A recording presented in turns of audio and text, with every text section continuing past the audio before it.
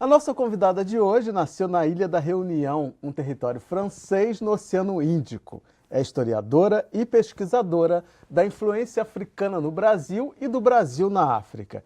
E é sobre esse legado material e imaterial que eu converso com Alinta Sara. Prazer te receber aqui. Muito obrigado. Vamos começar aqui vendo a tua participação aqui.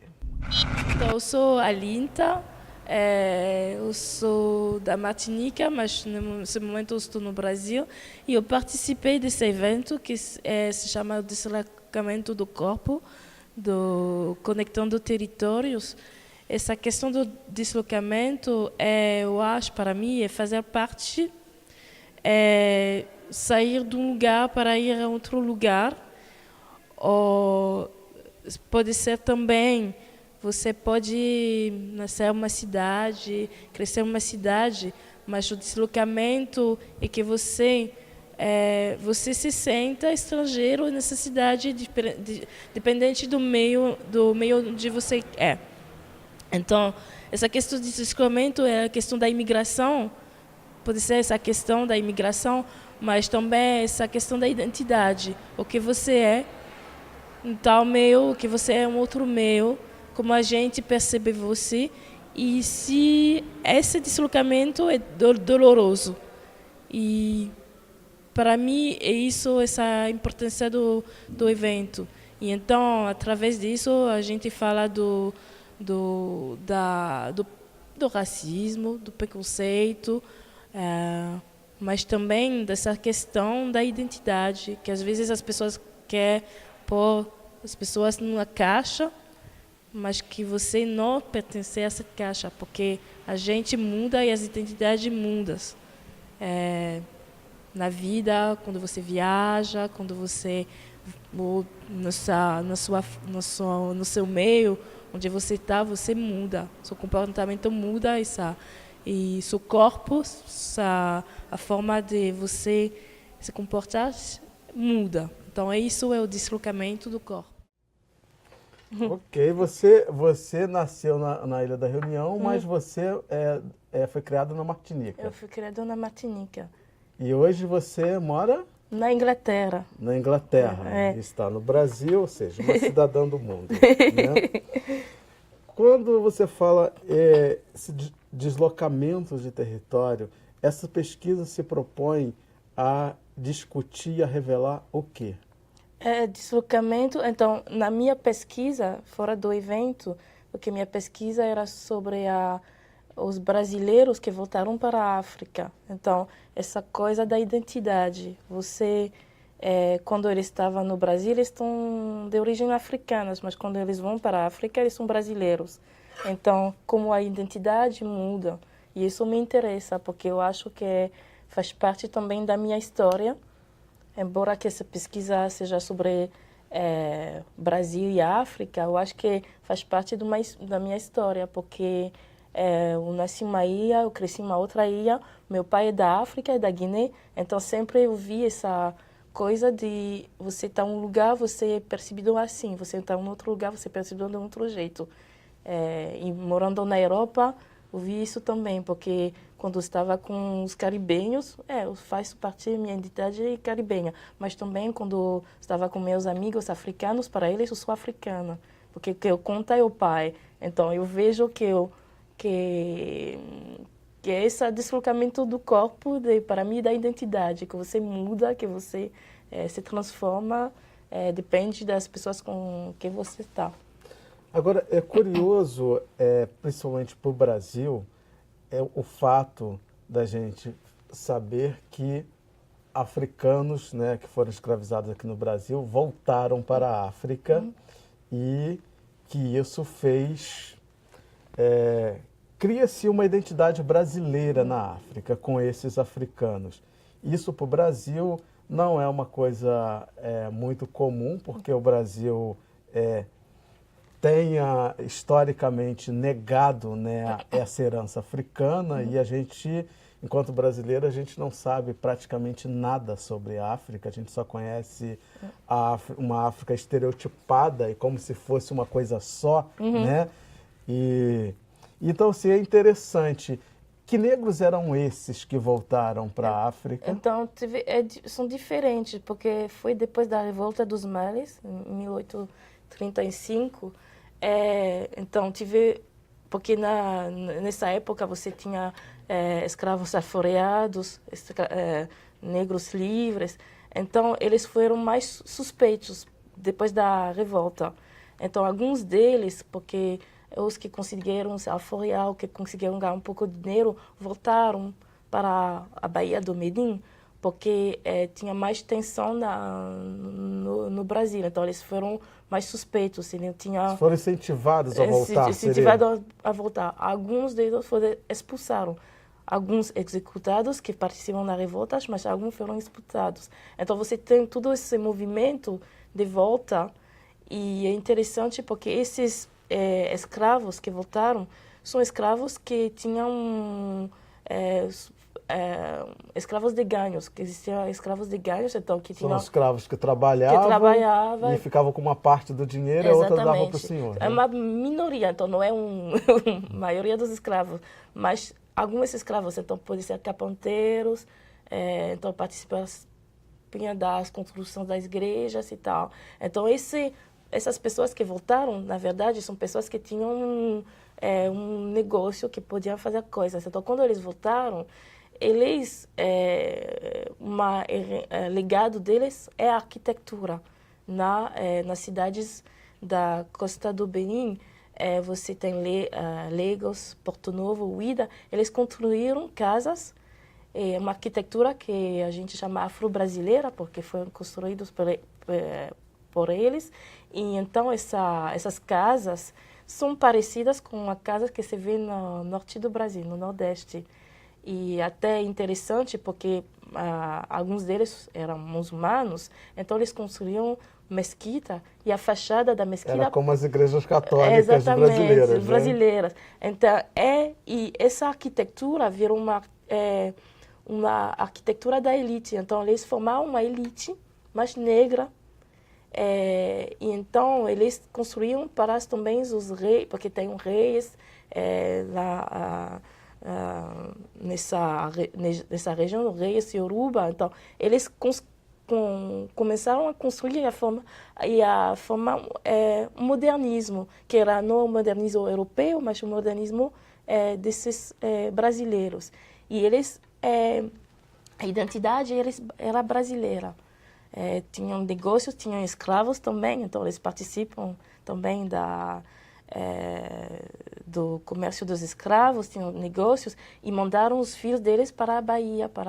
Então era tipo um intercâmbio entre o Brasil e a África. Então formaram uma elite. E até hoje você tem lá na Nigéria ou no Benin pessoas com o nome da Silva. Então, eles são descendentes desses afro-brasileiros. E o que trouxe, né, para a África de hoje essa descendência, essa origem brasileira, esse movimento afro-brasileiro? Eu digo culturalmente, né, o que mudou, né, na relação de como enxerga a vida, de como se vive com essas pessoas que voltaram para a África? Então, eu posso falar por exemplo, primeiro essa questão da arquitetura. Eles mudaram a forma de construir as casas. Então, porque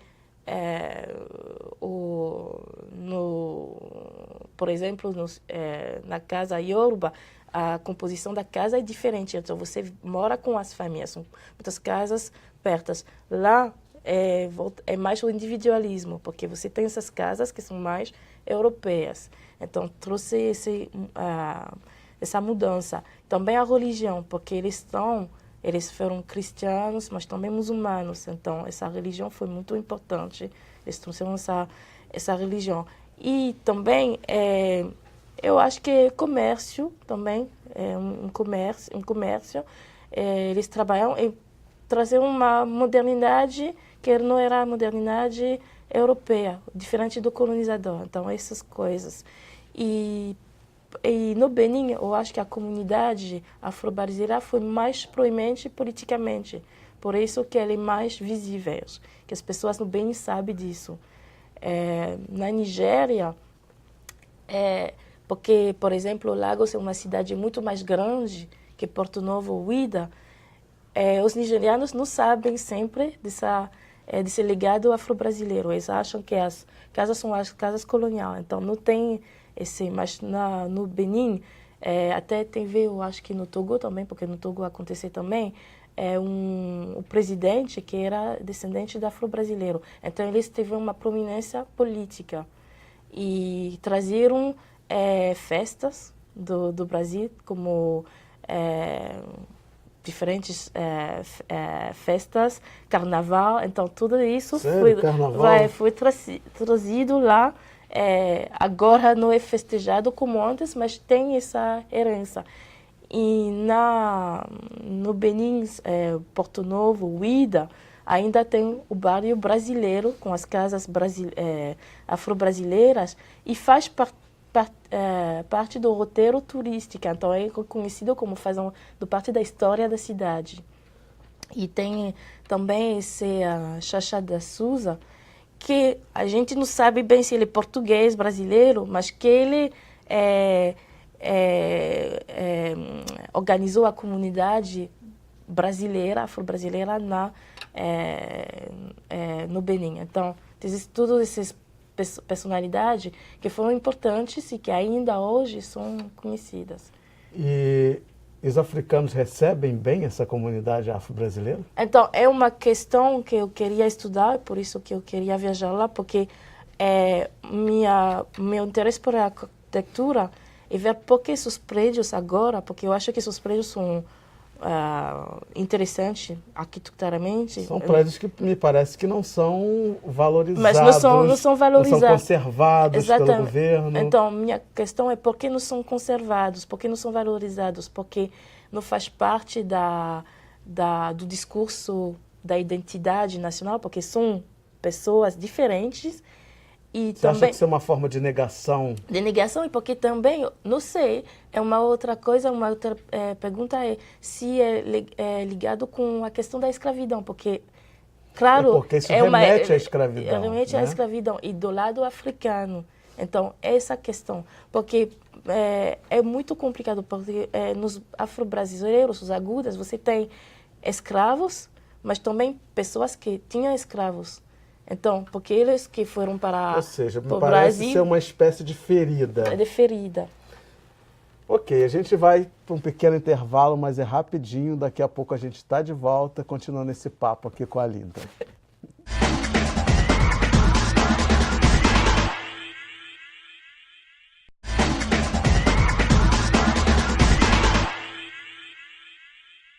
Hoje estamos conversando sobre a influência da africana no Brasil e do Brasil na África. E a nossa convidada é a historiadora e pesquisadora Alinta Sara. Alinta, a gente estava falando, né, sobre meio que essa ferida que é essa comunidade afro-brasileira no continente africano. Mas uma coisa que é importante, eu acho que principalmente para os brasileiros, que pouco conhece ou nada sobre África, é importante a gente dizer, né, que esses negros que foram aqui escravizados não era como é vendido aqui para a gente no Brasil, que eram pessoas que eram como animais, pessoas incapazes, pessoas sem nenhum conhecimento. Não. Isso não é verdade, né? Quando eles voltam para lá e reconstroem essa arquitetura, ou seja, eles dominavam a tecnologia, dominavam técnicas, eram pessoas que tinham conhecimento. Isso é importante a gente falar sobre isso. Porque, na verdade, até no Brasil, as pessoas que construíram as igrejas, as casas, são os escravos. Então, eles têm o conhecimento. Porque é uma pergunta que as pessoas me fazem. Mas como eles fizeram as casas? E meu professor falou, mas porque foram eles no Brasil que construíram essas igrejas. Foram eles que fizeram as obras. Então, eles têm um conhecimento. E não são pessoas ignorantes, como a gente quer. É muito mais complexo que isso. Pois é, porque o Brasil, né, faz questão de invisibilizar e negar, né, essa potencialidade negra. Então, assim, é importante que a gente fale sobre E isso, né? também, quando eles foram da África para o Brasil, eles não eram pessoas ignorantes, eles têm uma cultura e por isso que eles traziam essa cultura através da religião, da música, da dança aqui no Brasil. Então, eles têm uma cultura, uma língua que é Pessoas importante. que tinham atividades, que Exatamente. dominavam técnicas Técnicas, e... exatamente. Então, porque isso eu acho o problema, essa visão da África como, primeiro, um país só, mas tem uma diversidade linguística, tem língua, tem cultura, tem tudo. E então ainda tem essa visão, mesmo da diáspora, que seja no Caribe, que seja no Brasil, na América Latina, dessa visão da África como um mundo um pouco selvagem, não tem nada. E eu acho que é importante ver que é uma história mais complexa e tão interessante como outras histórias. Então, vamos mostrar aqui mais um trechinho de um momento... Tive a sorte de ver a Festa da Boa Morte em Cachoeira. Foi a primeira vez que eu estava indo para a Bahia e para essa festa. E para mim, eu acho que eu sabia o que eu pesquisei antes, eu sabia que era a Festa da Boa Morte, mas para mim eu só ver a festa, ver as pessoas, para mim eu acho que representa uma forma de resistência. Eu vi na Cachoeira, porque eu me interesso por isso, essa forma de resistência do negro no Brasil, através da mistura ou dentro da religião católica, de guardar umas tradições que vêm da África.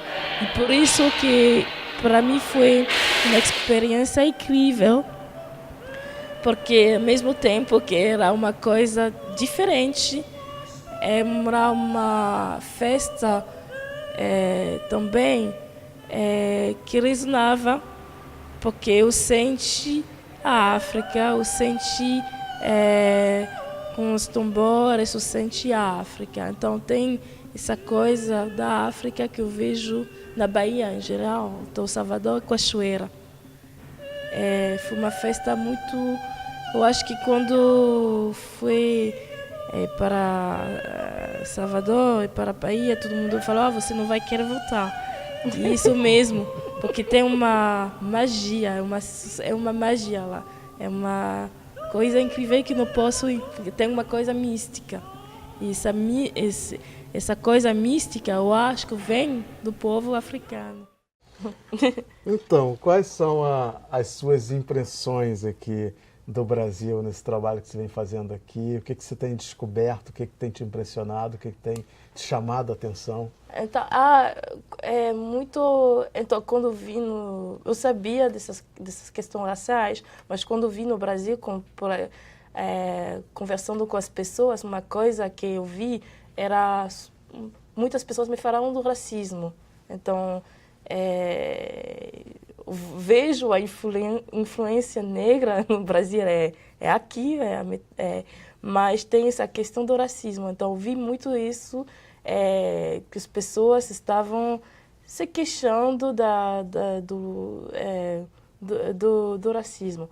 Mas também eu vi uma cultura muito interessante, que eu conheci um pouco antes de vir aqui, mas eu vi assim, uma cultura que é diversa, interessante, muito rica.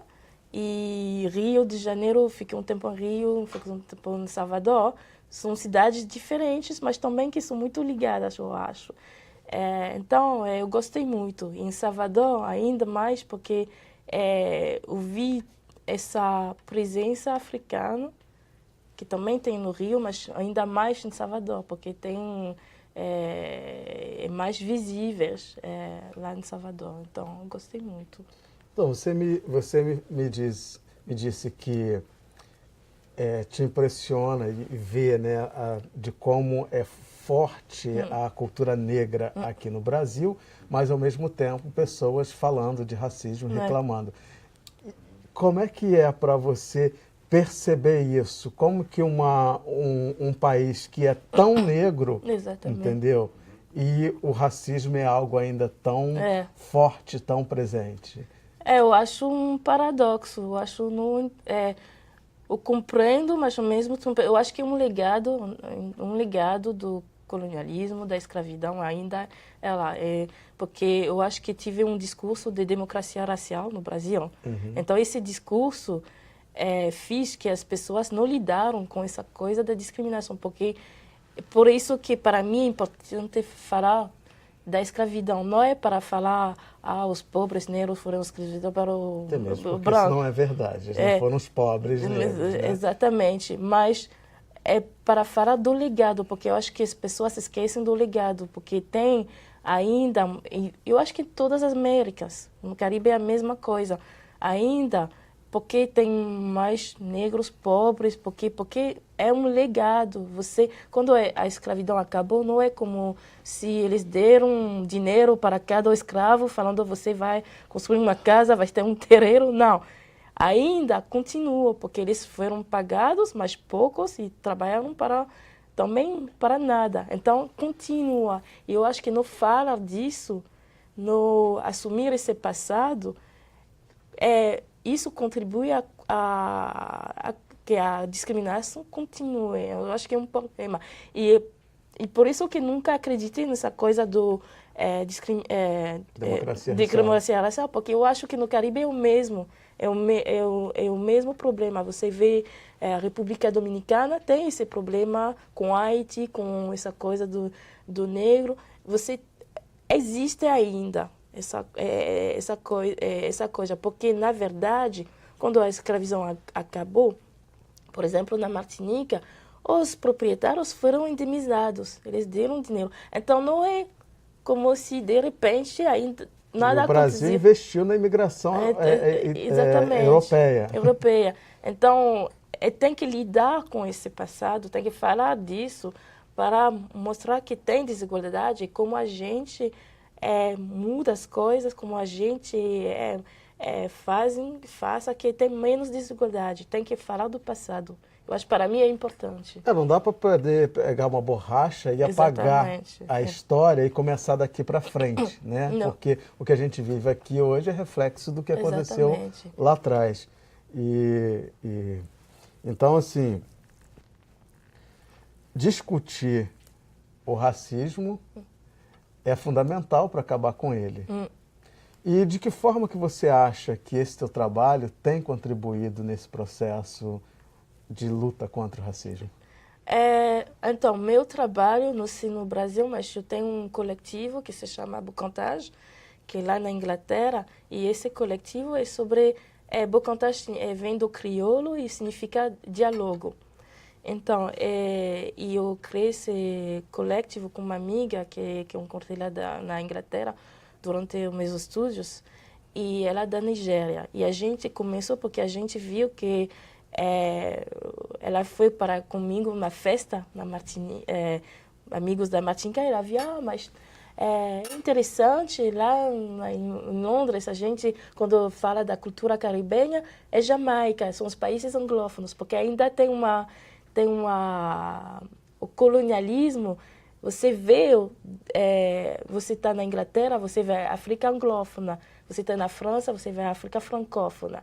Então, a gente começou a pensar nisso, esses laços entre a África e a diáspora, para ver o que a gente tem em comum, de diferente, mas também em comum, através da arte, da cultura, para mostrar que todos somos não iguais, mas tudo uma coisa em comum. Então, e o que nos une? O que temos em comum? A história, alguns aspectos da cultura, mas a humanidade. Então, somos seres humanos e temos essa capacidade de resiliência, eu acho, de adaptação.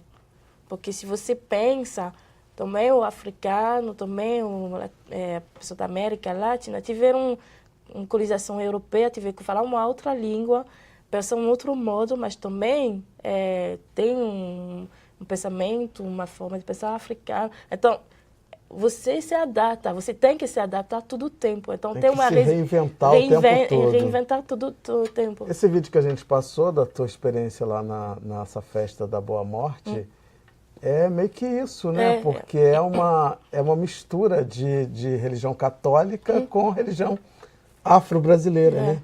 E por isso que a cultura é muito importante, porque eu acho que a cultura foi uma forma de resistência. E você vê isso, eu posso comparar com, por exemplo, na Guadalupe você tem o Goka, que é uma música, mas também uma forma de dançar que vem da escravidão. Na Reunião Maloia, e são formas de resistência na colonização francesa. Então, através da cultura a gente resiste, nós somos passivos. E também uma outra história, de que a gente aceita. Não, eles não aceitaram, porque isso é uma forma de resistência. Exatamente. Na verdade, é uma história construída com muita luta, né, com muita resistência. E é isso que você está fazendo, resistindo, assim sim. como todos nós. Muito obrigado Obrigada pelo teu trabalho, pelo teu empenho em recontar essa história que é tão importante e que precisa ser recontada. Muito obrigado por tudo. Obrigada. Eu conversei com a historiadora e pesquisadora Alinta Sara e para rever essa entrevista ou qualquer outra edição do programa, basta acessar www.alerj.rj.gov.br ou cultine.com.br. Obrigado pela companhia e até o próximo encontro. Eu te espero.